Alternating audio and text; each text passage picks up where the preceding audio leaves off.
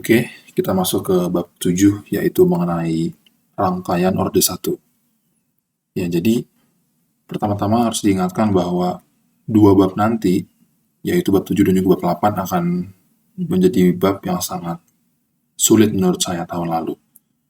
Jadi, bab ini akan memanfaatkan pengetahuan kalian dari bab-bab sebelumnya gitu. At least di bab 4 mengenai teorema Thevenin dan juga bab 6, bab sebelumnya mengenai kapasitor dan induktor gitu. Oke. Jadi kita ngomongin rangkaian orde 1 ya. Nah, kenapa namanya rangkaian orde 1? Karena rangkaian ini apa istilahnya ya? Jadi kan sebelumnya kita itu menganalisis rangkaian itu kan dengan menggunakan KCl, KVL gitu kan. Dan kita akan mendapatkan sistem persamaan linear. Sekarang, kalau kalian menerapkan KCl pada rangkaian, ada namanya rangkaian RC dan juga rangkaian RL, kalian nggak akan dapat persamaan linear, tapi kalian akan dapat yang namanya persamaan diferensial. Nah, kalau kalian belajar di matematik, persamaan diferensial ini punya orde. Orde itu adalah pangkat tertinggi dari derivatifnya gitu. Nah, kalau kalian terapkan KCl pada RC dan RL, kalian akan dapatkan persamaan diferensial orde 1 gitu. Jadi nanti akan ada berupa dx dt-nya gitu. Jadi akan terdapat turunan pertama. Nah, itu kenapa namanya rangkaian orde 1 gitu. Nah, di sini kan saya udah singgung bahwa rangkaian orde 1 ini ada dua jenis gitu. Kalau kita bagi berdasarkan komponennya, ada RC dan juga ada RL. RC itu mengandung satu buah kapasitor dan juga beberapa resistor. Sedangkan RL itu, kita lihat dari sininya ya, C, R sama C gitu, resistor dan kapasitor. Sedangkan RL itu mengandung satu buah induktor dan beberapa resistor. Nah, tapi di sini kita akan bahas spesifik mengenai RC terlebih dahulu. Nah, tapi perlu diberitahu juga ya, RC ini, RC atau RL, itu bisa dieksitasi dengan dua cara. Jadi, pertama itu kalau yang namanya itu source free, jadi nggak ada sumber gitu kan. Jadi rangkaian itu pure berdasarkan energi awal gitu ya. Kita tahu bahwa kapasitor dan induktor itu kan dapat menyimpan energi dalam bentuk medan listrik dan medan magnet gitu. Nah, kalau source free ini, dia itu nggak ada sumber tegangan, nggak ada sumber arus gitu. Jadi source free. Ya, jadi ini adalah proses pendisipasian energi gitu. Disipasi energi dari C atau L menuju resistor gitu. Dari kapasitor atau induktor menuju resistor. Nah, cara kedua adalah dengan cara kalau terdapat sumber independen gitu. Misalkan ada baterai, itu nanti gimana grafik tegangan pada kapasitor dan tegangan pada induktornya gimana gitu grafiknya.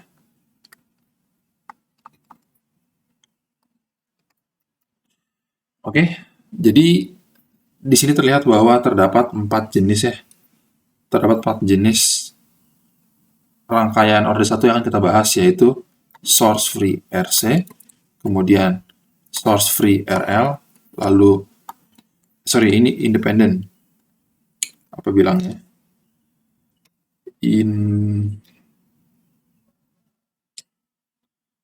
Independent source ya. Maaf. Independent source RC dan independent source RL. Jadi ada 4. Nah, sekarang kita akan bahas dulu mengenai yang jenis pertama, yaitu source free.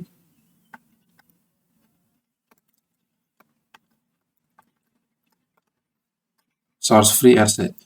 Ya, jadi ini seperti yang saya bilang mengandung satu buah kapasitor dan beberapa resistor gitu. Ya, jadi misalkan aja kayak gini gitu ya. Contoh aja nih. Ya, mungkin aja seperti ini gitu rangkaiannya.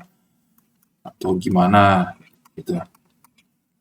Pokoknya gimana pun rangkaiannya, intinya ada beberapa resistor dan satu buah kapasitor.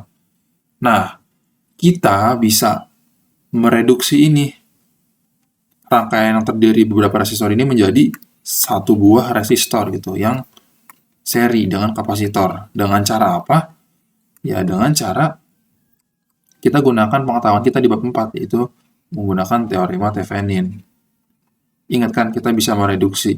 Jadi, apa istilahnya? Ini kita anggap sebagai beban gitu. Jadi kita putus, lalu kita cari nih resistansi terhadap titik ini gitu. Nah, pokoknya bagaimanapun rangkaiannya, kalau terdiri dari beberapa resistor dan satu buah kapasitor, itu bisa kita reduksi menjadi satu buah resistor dengan resistansi R Thevenin dan kapasitor C. Ya, seperti itu. Nah, setelah kita berhasil mereduksi rangkaian menjadi seperti ini, sederhana gini, nah kita bisa terapkan KCL nih di sini. Kita bisa terapkan KCL. Jadi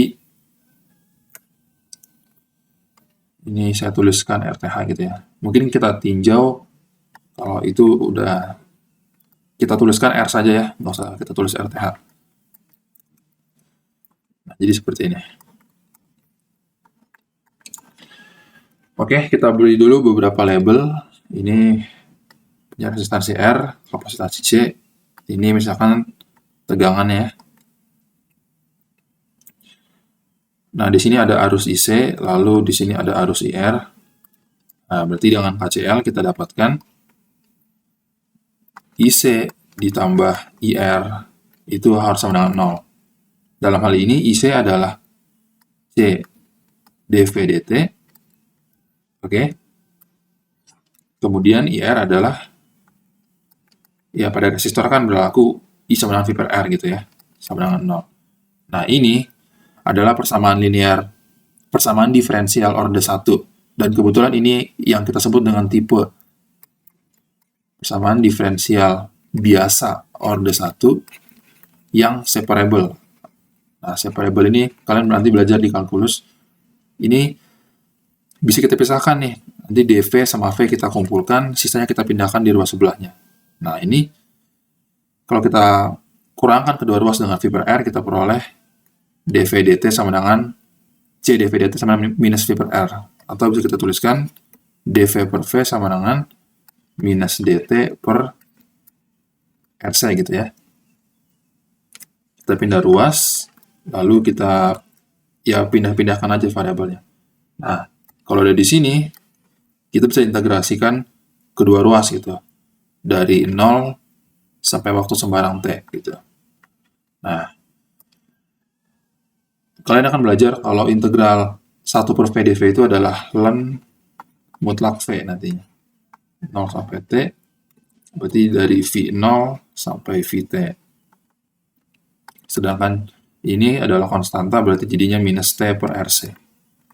Nah, ini jadinya minus ln Vt dikurang minus ln Vt dikurang ln V0. Nah, dengan sifat logaritma kan log A minus log B adalah log A per B.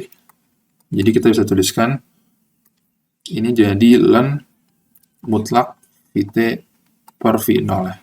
Ya, kita bisa hilangkan tanda mutlaknya karena kita tahu bahwa Vt dan V0 ini bernilai positif. Berarti ln Vt per V0 sama dengan minus T per Rc. Nah, kalau kita pangkatkan kedua ruas,